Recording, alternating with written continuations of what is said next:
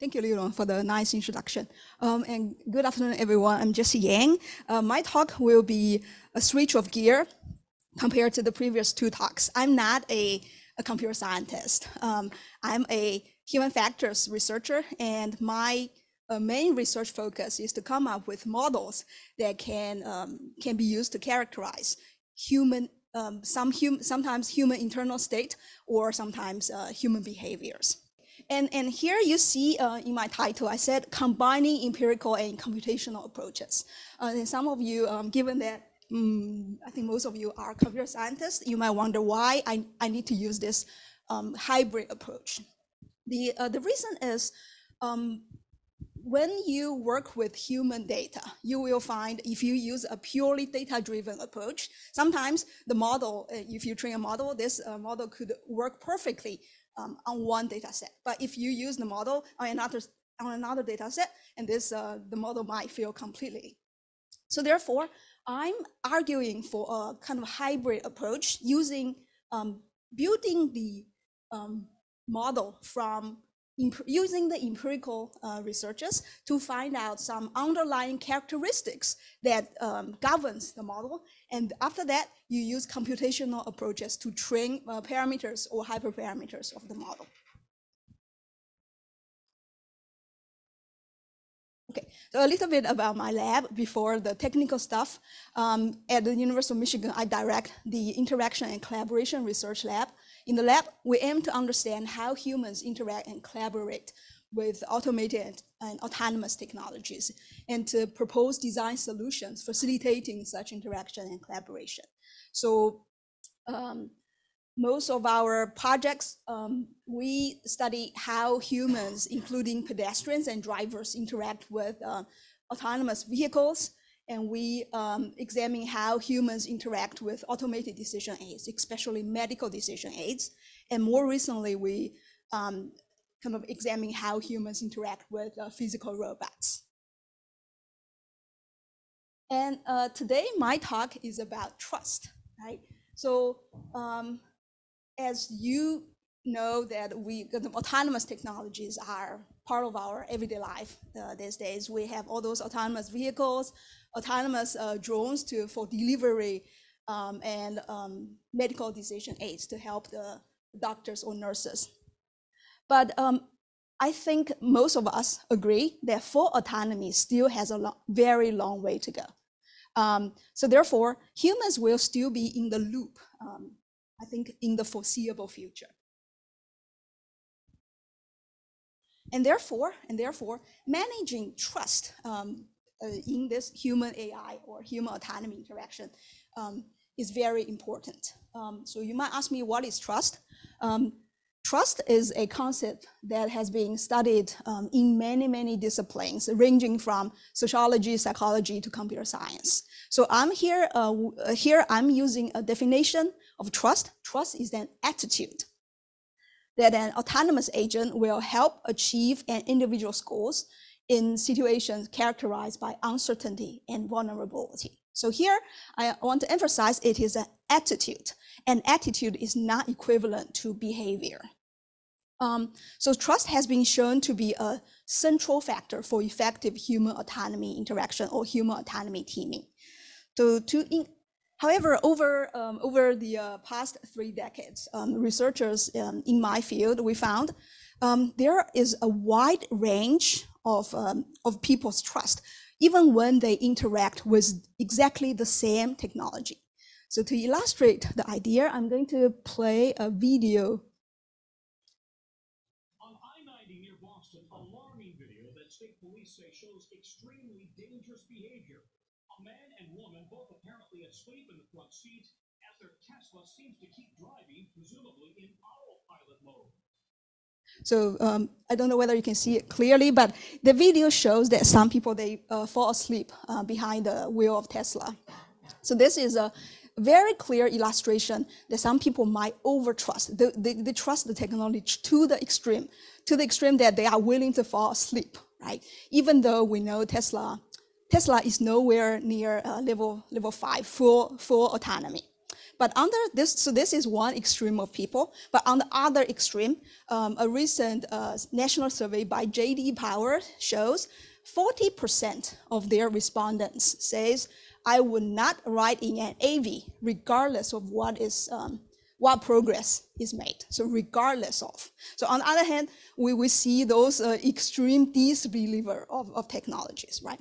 So over the past 3 decades, human factors researchers, we really wanted to find out what are the factors that determines people's, influence people's trust, and why we have such a kind of a vast spectrum of their trust.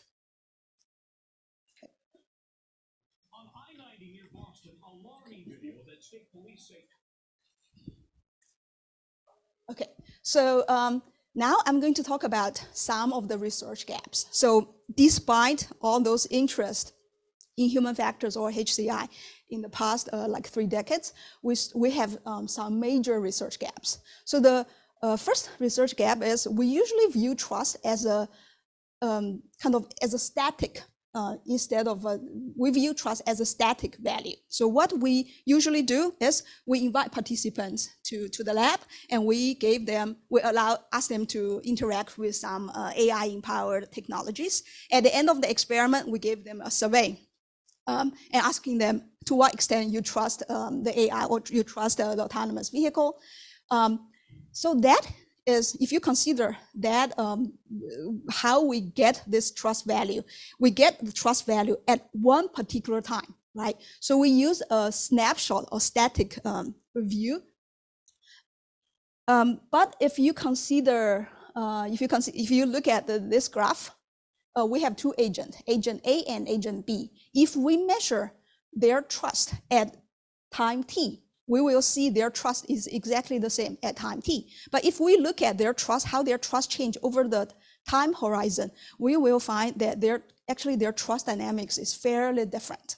So therefore, I advocate for a kind of a change of perspective. We really need to view trust as a dynamic variable that can strengthen or worsen over time. The second research gap is related to measurement. And as I previously told you, kind of majority of the existing studies on trust is using questionnaires. But questionnaires is infeasible, especially if you want to study the trust dynamics. Think about if now I want to know a surgeon's trust in the Da Vinci robot. I cannot stop the surgeon in the middle of an operation and ask him, hey, to what extent you trust the robot, right? So therefore, querying trust periodically, asking them to report their trust value is infeasible. So therefore, we need to come up with a new way to measure trust as well. So therefore, I have three main objectives in this research: to have a fundamental understanding of trust dynamics when humans interact with autonomous agents over time. So what are the properties that governs their trust? And develop models to predict trust at any time t in real time without asking them. And after I can accurately predict their trust in real time, develop algorithms that can enable the autonomous agent to make optimal decisions by explicitly consider their trust. So imagine if you are interacting with a robot, and if the robot can infer, hey, at this particular time, Jessie does not trust me, but I want to kind of gain her trust. What should I do in this case? Okay, so for the empirical studies in my lab, we actually conduct tons of empirical studies, but due to the time limit, I won't be able to cover all of them. So today I'm going to use one example to illustrate the type of empirical studies we conduct and how we extract the properties from the empirical studies. So now consider this for the following hypothetical situation. We have 2 people, Brian and Mark. They had exactly the same medical condition. Both of them had spotted blood in the stool. Considering the family history, age, dietary, etc., a clinical decision support system suggests that both Brian and Mark were at very low risk of getting colon cancer. So therefore, a colonoscopy, a further examination was not necessary. Brian, being a hypochondriac, insists on getting a colonoscopy. And this colonoscopy revealed some precancerous polyps. And those polyps were removed afterwards, and Brian lived happy ever after. And Mark, on the other hand, was constrained by some his financial status. So he followed the medical decision support system suggestions. He did not follow up with a colonoscopy. But 1 year later, he was diagnosed with colon cancer. So if you consider both cases, in both cases, the medical decision aid actually made a mistake. So therefore, we should expect the doctor's trust in the medical decision aids drop, right? The trust will drop. But do you expect a similar degree of decrement for the two cases or not? So in this, to answer those questions, we conduct some experiments. We have a few hypotheses. So the first one is is kind of is a common sense. Trust in automation will increase as a result of automation success and decrease as a result of automation failure, right? So if an autonomous system keeps it's very, very accurate, my trust will gradually increase. But if the automation aids is lousy, I won't trust it at all. H2, the magnitude of trust decrement due to automation failure will be greater than that of trust, greater than trust increment due to automation success. So we hypothesize trust is very, very difficult to build. But once the automation or the autonomous agent make an error, trust will decrease very dramatically. H3A and H3B is related to the case that I just described. It's related to a human decision-making bias, outcome bias. So our perception of how good this decision maker is somehow influenced by the outcome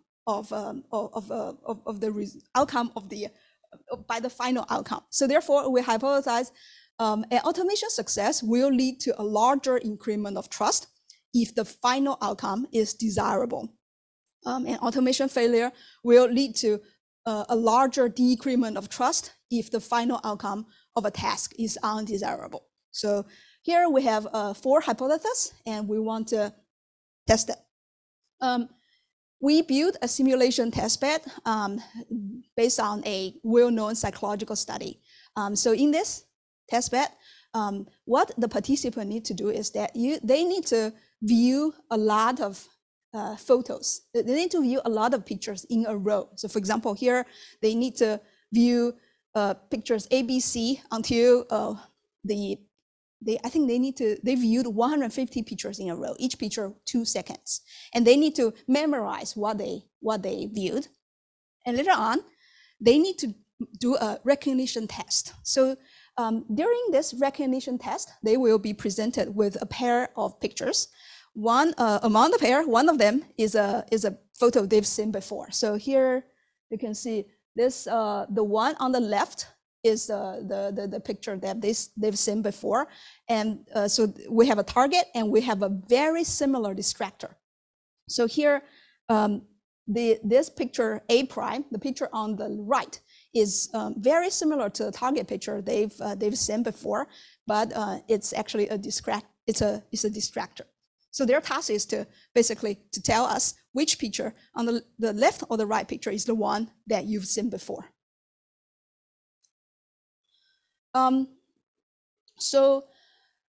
We design the test bed. We kind of embed a automated decision aid in this task. So we ask them to view 150 pictures. After that, they will be given a pair of pictures, one target and one distractor. So they will make their initial recognition all by themselves. And after that, they will receive a recommendation from an automated decision aid. For example, the recommendation will say, you think the picture on the left is the one you've seen before, but I think the picture on the right is the one you've seen before. Do you want to change your mind? And after they receive the recommendation, they will make a final recognition. So they do this 40 times. And after each time, they report their trust in the automated decision aids. So therefore, we actually have 40 trust values. And what we were interested in this particular experiment is their trust change. So this delta trust calculated as trust at time I minus trust at time I minus 1. So in this experiment, in total, we have 75 participants. So if you recall, the participant had an initial recognition, and after that, they received a recommendation from the automated decision aid, and they made a final recognition. So all the three variables could be right or wrong. So therefore, we will have 2 by 2 by 2, 8 patterns. Right? For example, pattern number 3. Pattern number 3 is here. It means the participant's initial recognition is wrong, but he or she received a correct recommendation from the decision aid, and after that, they change their mind. So their final recognition is correct. So the data on the most right-hand side shows their trust adjustment or their delta trust for every single patterns. So therefore, if we are, by comparing some of those patterns, we will be able to answer our hypothesis. So recall our first hypothesis is automation success will lead to trust increment and automation failure will lead to trust decrement. So therefore, as I highlighted here, we have automation recommendation wrong versus correct. And here you can see when the automation is correct, there is a trust increment. Here, increment for pattern 2, 3, and 7. But if the recommendation is wrong, there is a trust decrement.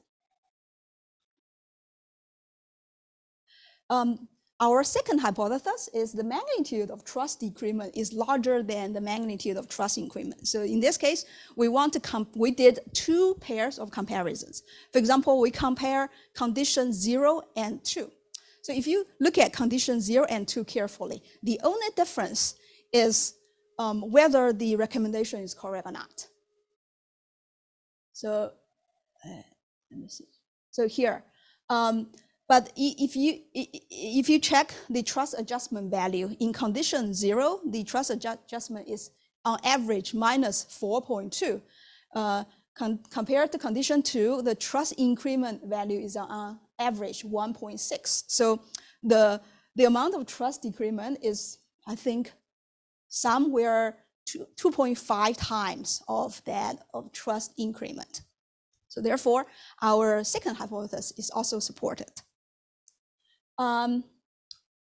H3A says an automation success will lead to a larger increment of trust if the final outcome of the task is desirable. So in this, to examine this hypothesis, we compare condition 2 and 3. So here you can see the only difference between those 2 conditions is the final recognition, whether it's wrong or correct.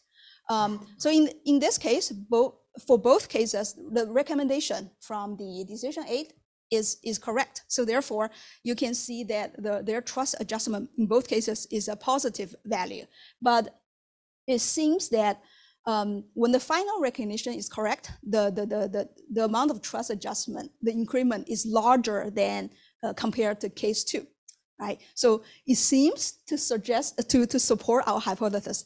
Unfortunately, it did not reach significance. It did not reach p.05 p-value. And our last hypothesis is And automation failure will lead to a larger decrement of trust if the final outcome of a task is undesirable. So this is exactly resemble this Brian versus Mark cases, right? So in both cases, the medical decision aids were wrong, but Brian lived happily, but Mark died after 1 year, right? So in this case, you realize the trust adjustment for both cases is a negative value. So therefore, trust decreased after a wrong recommendation. But if you compare the degree, the extent of trust drop between case 4 and 5, you realize for case 4, where the final recognition, the final outcome is wrong, there is a much larger degree of trust decrement. So therefore, our final hypothesis is also supported. And we were also interested to study the magnitude of their trust adjustment. So the magnitude of delta trust as a function of time. So as you interact with this autonomous agent over and over again, what will happen to the magnitude of your delta trust? So we constructed 2 mixed linear models, and in both models it shows as you interact with the decision aids more, the magnitude of delta trust will decrease. So that means you are going to adjust your trust value lesser and lesser. And imagine now if we have kind of infinite number of interactions. In this case, their trust will eventually stabilize because the delta will become smaller and smaller, approaching 0, right? So therefore, this is an illustration of the empirical studies. So looking at summarizing a couple of empirical studies, we summarize 3 major properties that characterize how a person's trust will change over time. So the first one is continuity. It means trust at the present moment I is highly associated with trust at the previous moment I minus 1. We do not, we don't have a kind of, our trust adjustment is not completely random, but it's highly associated with your previous moment's trust. The second property, I call it negativity bias. That means negative experience with automation has a much larger influence than the positive influence. Again, trust is very difficult to build, but once the automation is wrong, the trust can be lost very quickly. And the third property, I call it stabilization. That means if you are going to interact with the same technology over and over again, eventually your trust in this technology will stabilize over time. So now we have those 3 properties that are driven by empirical studies that characterize how people's trust changes over time de facto.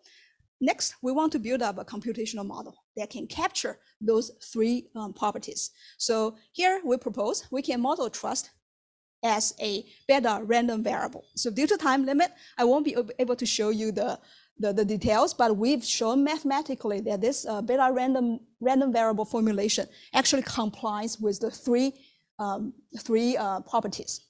So here, so we use the expected value of this random variable to predict trust. And as you know, for a beta random variable, it has 2 parameters, alpha and beta.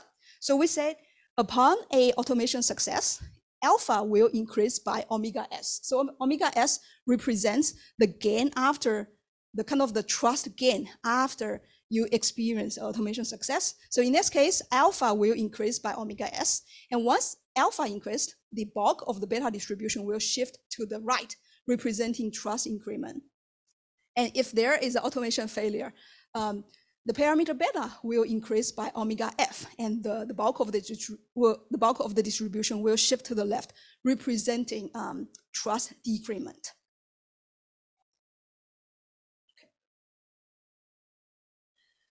So here we rewrite this beta distribution as this alpha and beta parameters as alpha naught plus ns times omega s and beta naught plus nf times omega f. So here, ns and nf represents the number of successes and failures from time 1 to I.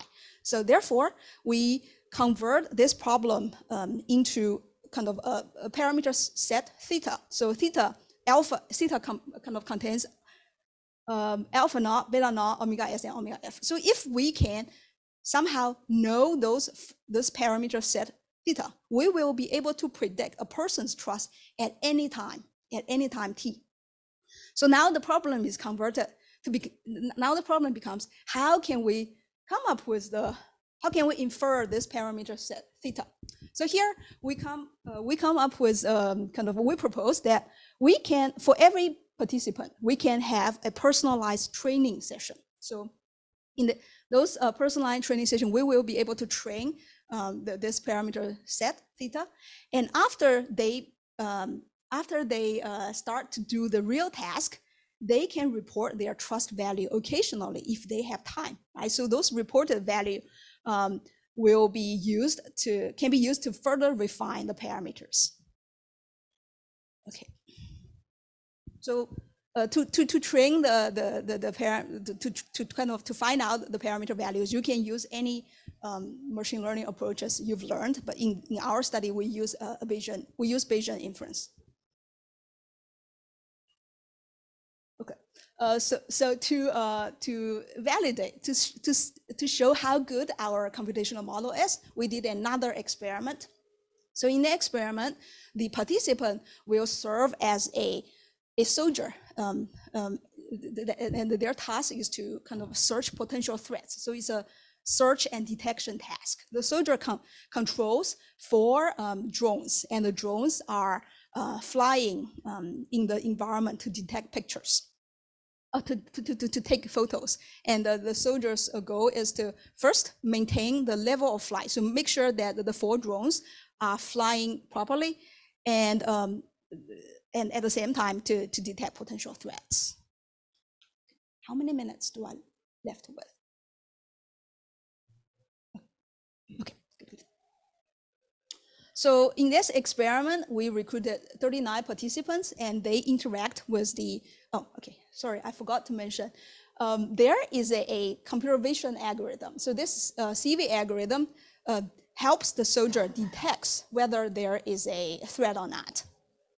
So each participant interacted with the CV algorithm 100 times. So they search the threats at 100 times, and after each interaction, they report their trust. So therefore, for every participant, we have 100 trust values. So a small portion of the trust values will be used to train the parameters, and a large portion of the trust values to test how good the computational model is.